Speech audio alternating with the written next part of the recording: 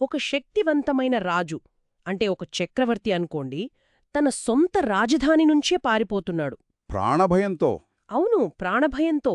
అది కూడా ఎవరో శత్రువుల వల్ల కాదు, తను ప్రాణం కన్నా ఎక్కువగా ప్రేమించే సొంత కొడుకు వల్ల. కాళ్లకు చెప్పులు లేకుండా తల కప్పుకుని అవమానంతో. ఏడుస్తూ ఒక కొండెక్కుతున్నాడు. ఆ రాజు మరెవరో కాదు, ఇశ్రాయేలు చరిత్రలోనే ఒకానొక గొప్ప యోధుడు, దావీదు మహారాజు. ఆయన కొడుకు అబ్షాలోము చేసిన తిరుగుబాటు వల్లే ఈ పరిస్థితి. సరిగ్గా ఈరోజు మనం చర్చించుతున్న మూలం 2 సాముయేలు గ్రంథం 15వ అధ్యాయం. ఇది పైకి చూడటానికి ఒక కుటుంబ కలహంలా, ఒక తండ్రి కొడుకుల మధ్య గొడవలా కనిపిస్తోంది. కాని అది కాదు కదా. అస్సలుగాదు. దీని లోతుల్లోకి వెళితే ఒక రాజ్యాన్ని కూలదోయడానికి ఎంత పకడ్బందీగా, ఎంత ఓపికగా ఒక రాజకీయ ప్రణాళిక రచించారో మనకు కనిపిస్తోంది. ఇది అధికారం కోసం జరిగిన ఒక మైండ్ గేమ్ అన్నమాట.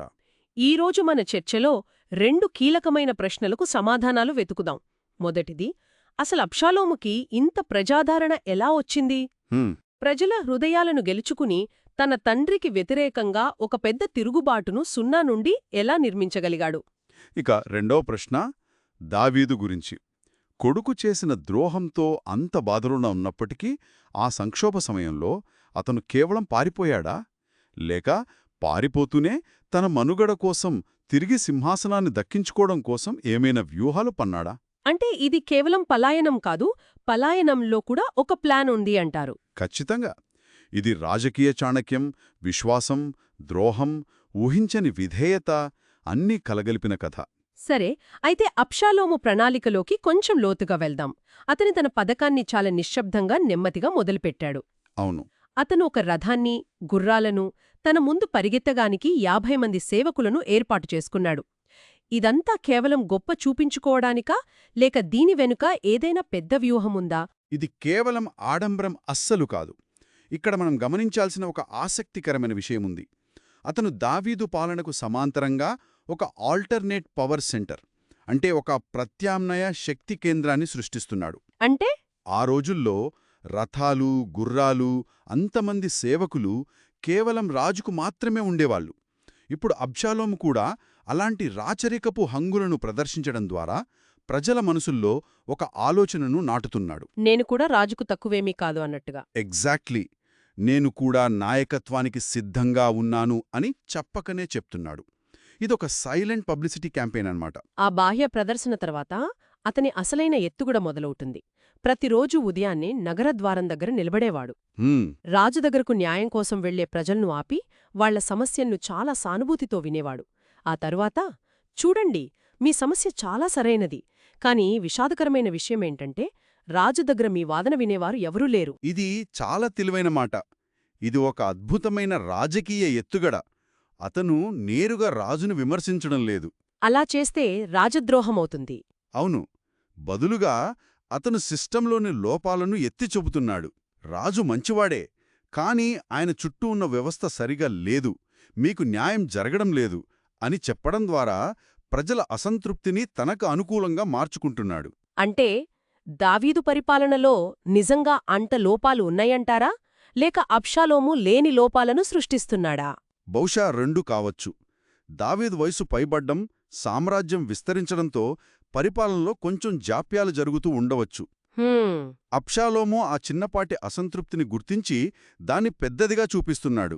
నేను గనక ఈ దేశానికి న్యాయాధిపతిగా ఉంటే మీలాంటి వారికి సరైన న్యాయం చేసేవాణ్ణి అని చెప్పడం ద్వారా అతను దావీదు పాలనపై ప్రజలకొక అనుమానాన్ని కలిగిస్తున్నాడు. తనను తాను ఒక మంచి పరిష్కారంగా, ఒక ఆశాకిరణంగా చూపించుకుంటున్నాడు. కరెక్ట్. అంతేకాదు, అతని ప్రవర్తన కూడా ప్రజలను బాగా ఆకట్టుకుంది. ఎవరైనా అతనికి గౌరవంగా నమస్కారం చేయడానికి వస్తే వారిని వారించి, దగ్గరకు తీసుకుని, చేయి పట్టుకుని ఆప్యాయంగా ముద్దు పెట్టుకునేవాడు. ఈ పర్సనల్ టచ్. అవును, ఈ వ్యక్తిగత స్పర్శ ద్వారా ప్రజలతో ఒక బలమైన బంధాన్ని ఏర్పరచుకున్నాడు. ఖచ్చితంగా.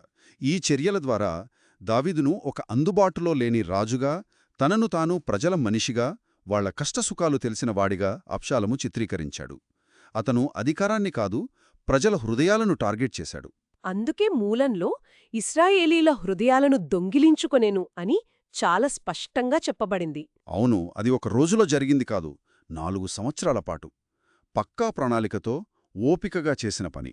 4 ఏళ్లు ఒక తిరుగుబాటు కోసం ఇంత ఓపికగా ప్లాన్ చేయడమంటే మాటలు కాదు. ఆ తర్వాత సరైన సమయం చూసి తన ప్లాన్ను అమలు చేయడానికి సిద్ధమయ్యాడు. హ్మ్. అతను తన తండ్రి దగ్గరకు వెళ్ళి తాను దేవునికి ఒక మొక్కుబడి మొక్కుకున్నానని దాన్ని చెల్లించడానికి హెబ్రోనుకు వెళ్లాలని అనుమతి అడిగాడు. చాలా అమాయకంగా అడిగాడు. కానీ అన్ని ప్రదేశాలు ఉండగా హెబ్రోన్నే ఎందుకు ఎంచుకున్నాడు? దాని వెనుక చాలా పెద్ద స్ట్రాటజీ ఉంది. హెబ్రోను సాధారణమైన పట్టణం కాదు. అవును, దావీదు మొదటిసారి రాజుగా అభిషేకించబడిందక్కడే కదా. అక్కడే దావీదు ఇజ్రాయిల్ మొత్తానికి రాజు కాకముందు మొదటి 7 సంవత్సరాలు కేవలం యూదావారి మీద రాజుగా పరిపాలించింది హెబ్రోన్ నుంచే. ఇప్పుడు అదే ప్రదేశంలో తనను తాను రాజుగా ప్రకటించుకోవడం ద్వారా అబ్షాలోము ఒక శక్తివంతమైన రాజకీయ సంకేతం పంపుతున్నాడు. అంటే దావీదు వారసత్వానికి తానే అసలైన హక్కుదారుడునని? అవును, దావీదు ప్రస్థానం ఎక్కడ మొదలైందో తన ప్రస్థానం కూడా అక్కడే మొదలవుతుందని పరోక్షంగా ప్రకటిస్తున్నాడు. రోనులో ఏలుచున్నాడు అని గట్టిగా కేకలు వెయ్యండి అని. దీనివల్ల దేశవ్యాప్తంగా ఒకేసారి తిరుగుబాటు మొదలైనట్టు ఒక భ్రమ కలుగుతుంది. అందరి ఆమోదంతో జరిగినట్టు కనిపిస్తుంది. దానికి మరింత చట్టబద్ధత కల్పించడానికి యెరూషలేము నుండి 200 మంది ప్రముఖులను విందుకు పిలిపించాడు. పాపం వారికి కుట్ర గురించి ఏమీ తెలియదు. వాళ్లు కేవలం రాజకుమారుడిచ్చిన విందుకు వెళ్తున్నారు. కాని వాళ్ల ఉనికి అబ్షాలోము చర్యలకు పెద్దల ఆమోదం ఉందని చూపిస్తోంది. కాని అతని అతిపెద్ద ఎత్తుగడ ఇది కాదు. ఒక్క నిమిషం, అతని అతిపెద్ద ఎత్తుగడ అంటే మీరు అహీతోపెలు గురించి మాట్లాడుతున్నారా? దావీదు యొక్క ముఖ్య సలహాదారుడు? సరిగ్గా అహీతోపెలును తన పక్షాన చేర్చుకోవడం. అహీతోపెలు ఎలాంటివాడంటే అతని సలహా దేవుని వాక్కుతో సమానంగా పరిగణించేవాళ్లు. దావీదుకు అత్యంత నమ్మకస్తుడు. అలాంటి వ్యక్తి ఎలా ద్రోహించేశాడు? అసలెందుకు? ఇది చాలా కీలకమైన ప్రశ్న. మూలంలో దాని గురించి స్పష్టంగా లేదు. కాని చరిత్రకారులు ఒక బలమైన కారణాన్ని ఊహిస్తారు. అహీతోపెలు మనవరాలే బత్షెబ. ఓ, దావీదు బత్షెబ భర్తైన ఉరియాను అన్యాయంగా యుద్ధంలో చంపించి ఆమెను వివాహం చేసుకున్నాడు.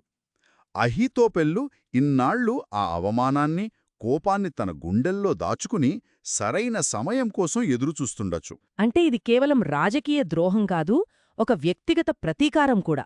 అవును, తన మనవరాలికి జరిగిన అన్యాయంపై తీర్చుకుంటున్న ప్రతీకారం కావచ్చు. ఇది తిరుగుబాటును మరో స్థాయికి తీసుకెళ్ళింది. ఈ వార్త దావీదుకు చేరినప్పుడు అతని స్పందన నాకు ఆశ్చర్యంగా అనిపించింది. ఇశ్రాయేలీయుల హృదయాలు అబ్షాలోము వైపు తిరిగాయి అని వినగానే అతను పోరాడలేదు. వెంటనే యెరూషలేమును విడిచి పారిపోవాలని నిర్ణయించుకున్నాడు. దావీదు అంత గొప్ప యోధుడు ఎందుకు పోరాడకుండా పారిపోయాడు? చాలా మంచి ప్రశ్న. దావీదు ఇక్కడ ఒక యోధుడుగా కాక ఒక రాజుగా, ఒక తండ్రిగా ఆలోచిస్తున్నాడు. తన సొంత కొడుకుతో యెరూషలేము వీధుల్లో యుద్ధం చేసి రక్తపాతం సృష్టించడం అతనికి ఇష్టం లేదు. తన వల్ల నగరానికి నష్టం జరగకూడదని. కరెక్ట్. అతని పలాయనం బలహీనతకు చిహ్నం కాదు, అది అతని పరిణతికి, ప్రజల పట్ల అతనికున్న ప్రేమకు నిదర్శనం. ఓటమిలో కూడా అతని నాయకత్వ లక్షణం కనిపిస్తుంది. పారిపోతున్నప్పుడు అతనితో పాటు అతని నమ్మకస్తులైన సేవకులు, కెరేతీయులు, పెలేతీయులు, ఇంకా గాతు నుండి వచ్చిన 600 మంది గిత్తీయులు ఉన్నారు. అవును, ఈ గిత్తీయుల నాయకుడైన ఇత్తయిని చూసి దావీదు, నువ్వు పరదేశివి, నిన్ననే వచ్చావు. ఎక్కడికి పోతున్నామో తెలియని నాతోపాటు ఈ కష్టాలు పడటం ఎందుకు? తిరిగి వెళ్ళి కొత్తరాజుతో ఉండు అని చాలా హుందాగా చెప్తాడు. కాని ఇత్తయి విధేయత మనల్ని కదిలిస్తుంది. అతను దావీదుతో, యెహోవా జీవము తోడు, నా ఏలినవాడవును రాజవునగు ఈ జీవము తోడు, బ్రతికినా చచ్చినా నీవు ఎక్కడ ఉంటే నీదాసుడైన నేను అక్కడే ఉంటాను. ఎంత తేడా కదా!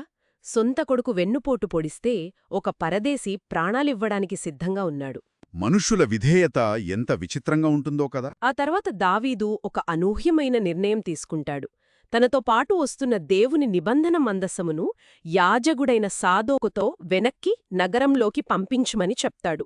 మొదట ఇది చదివినప్పుడు దావీదు దేవుని చిత్తానికి తలొగ్గి నిస్సహాయంగా మందసాన్ని వెనక్కి పంపుతున్నాడని అనిపించింది నాకు. ఉపరితలానికి అలానే కనిపిస్తుందే, కాని దావీదు మేధస్సు అక్కడే ఉందే. ఇది కేవలం విశ్వాస ప్రకటన మాత్రమే కాదు, గొప్ప వ్యూహం కూడా. వ్యూహమా? ఎలా? మొదటిది, అతను దేవుని మందసాన్ని ఒక లక్కీ చామ్లాగా, యుద్ధంలో గెలవడానికి ఉపయోగించే ఒక వస్తువుగా వాడుకోవడం లేదు. దేవుని పట్ల తనకున్న గౌరవాన్ని చూపిస్తున్నాడు. రెండోవది ఇంకా ముఖ్యమైనది. యాజకులైన సాదోకును అబ్యాతారును నగరంలో ఉంచడం ద్వారా తన గూఢచర్య ప్రణాళికకు పునాది వేస్తున్నాడు. ఓ, అంటే వారు తన కళ్ళు చెవులుగా నగరంలో పనిచేయబోతున్నారా? సరిగ్గా. ఒలీవల కొండ ఎక్కుతూ తలకప్పుకుని చెప్పులు లేకుండా ఏడుస్తూ వెళ్తున్న దావీదుకు అహితోపెలు కుట్రలో చేరాడని ఖచ్చితమైన వార్త అందుతుంది. ఆ క్షణంలో దావీదు పెద్దగా విలపించలేదు, సైన్యాన్ని సమీకరించలేదు. ఏం చేశాడు? కేవలం ఆకాశం వైపు చూసి, యెహోవా, దయచేసి అహీతోపెలి యొక్క ఆలోచనను వ్యర్థం చెయ్యి అని క్లుప్తంగా, శక్తివంతంగా ప్రార్థిస్తాడు. ఆ ప్రార్థనలో అతని నిస్సహాయత, దేవునిపై ఉన్న సంపూర్ణ విశ్వాసం రెండూ కనిపిస్తాయి. అహీతోపెలి మేధస్సును ఎదుర్కోవడం మనుషులకు సాధ్యం కాదని దావీదుకు తెలుసు. దానికి దైవిక జోక్యం మాత్రమే సమాధానమని నమ్మాడు. ఆశ్చర్యకరంగా ఆ ప్రార్థనకు సమాధానం వెంటనే వచ్చింది, అది కూడా ఊహించని రూపంలో. ఎలా? దావీదు ఆ కొండమీద దేవుణ్ణి ఆరాధించే స్థలానికి చేరుకోగానే అతని స్నేహితుడైన హూషై బట్టలు చింపుకుని తలపై ధూళిపోసుకుని ఏడుస్తూ అతన్ని కలుస్తాడు. కష్టకాలంలో స్నేహితుడు వచ్చాడు. ఇది దావీదుకు కొండంత బలం కదా? అవును, కాని దావీదు ఆలోచన విధానం చూడండి. అతను ఆ బలాన్ని, ఆ స్నేహితుణ్ణి తన పక్కన ఉంచుకొని సాంత్వన పొందాలని అనుకోలేదు. దావీదు నిస్సహాయ స్థితిలో ఉన్నప్పటికీ అతని పదునైన వ్యూహాత్మక ఆలోచన వెంటనే పనిచేయడం మొదలుపెడుతుంది. హూషైని చూసి, నీవు నాతో వస్తే నాకు భారంగా ఉంటావు అని చెప్తాడు. ఇది వినడానికి కొంచెం కఠినంగా ఉంటుంది. చాలా కఠినంగా ఉంటుంది. స్నేహితుడు సహాయం చేస్తానంటే వద్దనడమేంటి? కాని దావీదు ఉద్దేశ్యం వేరు. అతను హూషైకి ఒక కొత్త, అత్యంత ప్రమాదకరమైన బాధ్యతను అప్పగిస్తాడు. ఏంటది? నీవు పట్టణమునకు తిరిగి వెళ్ళి అబ్షాలోముతో విధేయత నటిస్తూ, రాజా, గతంలో మీ తండ్రికి నేను ఎలా సేవ చేశానో ఇప్పుడు మీకు అలా సేవ చేస్తాను అని చెప్పు అని ఆదేశిస్తాడు. అంటే తన స్నేహితుణ్ణి శత్రు గుహలోకి పంపిస్తున్నాడు. ఇది దావీదు యొక్క అద్భుతమైన ప్రతివ్యూహం. దీన్నే మనం మోడర్న్ టర్మ్స్లో కౌంటర్ ఇంటెలిజెన్స్ ఆపరేషన్ అనవచ్చు. ఈ ప్రణాళికలో ఏమేం భాగాలున్నాయి? 3 ముఖ్యమైన భాగాలున్నాయి. 1. చొరబాటు. హూషైని శత్రువు యొక్క ఇన్నర్ సర్కిల్లోకి, అంటే అబ్షాలోము యొక్క సలహాదారుల బృందంలోకి పంపిస్తున్నాడు. 2. విధ్వంసం.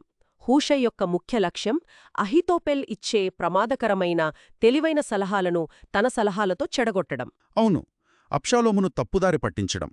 దావీదు చేసిన ప్రార్థనకు ఒక భౌతిక రూపంగా, ఒక సమాధానంగా హూషైని వాడుకుంటున్నాడు. 3.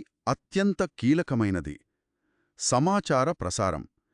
హూషై రాజనగర్లో విన్న ప్రతి విషయాన్ని నగరంలో ఉన్న యాజకులైన సాదోకు, అబ్యాతారులకు చేరవేయాలి.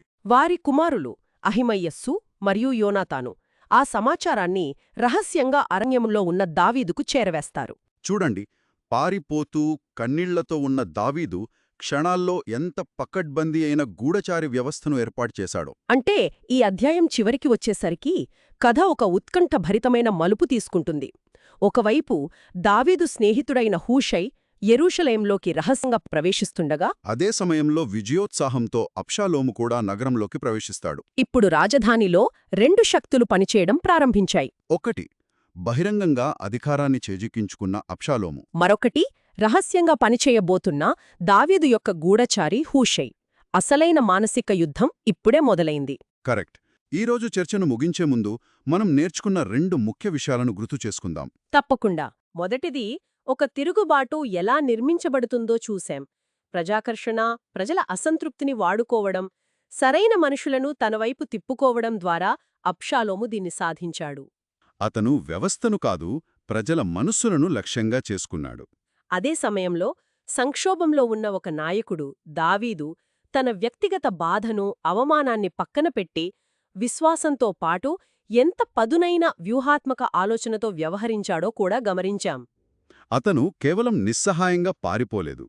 పారిపోతూనే తన పునరాగమనానికి, తన ప్రతిదాడికి బలమైన పునాదులు వేశాడు. ఇది నాయకత్వం మీద ఒక గొప్ప పాఠం. అయితే ఈ కథ మొత్తం దావీదు, అబ్షాలోము, అహీతోపెలు, హూషై వంటి పురుషుల చుట్టూ తిరుగుతుంది గదా? అవును, వారి నిర్ణయాలు, వ్యూహాలే కథను నడిపిస్తాయి. కాని మనల్ని ఆలోచింపజేసే ఒక చిన్న వివరంతో ఈ చర్చను ముగిద్దాం. అదేంటి? దావీదు నగరాన్ని విడిచి వెళ్ళేటప్పుడు తన 10 మంది ఉపపత్నులను రాజనగరిని చూసుకోవడానికి అక్కడే వదిలి వెళ్ళాడు. అవును, అది నిజమే. ఇప్పుడు ఆలోచించండి, అబ్షాలోము రాజ్యాన్ని స్వాధీనం చేసుకున్నప్పుడు, అహీతోపెలు తన పదునైన సలహాలు ఇస్తున్నప్పుడు, హూషై రహస్యంగా కుట్రలు పన్నుతున్నప్పుడు, ఆ రాజభవనంలో చిక్కుకుపోయిన ఆ మహిళలు ఏమి చూసుంటారు? ఏమి విని ఉంటారు? అధికార మార్పిడికి, కుట్రకు కేంద్రంగా మారిన ఆ రాజభవనంలో వారి పాత్ర ఏంటి? వారి దృక్కోణం ఈ కథలో ఏమై ఉంటుంది?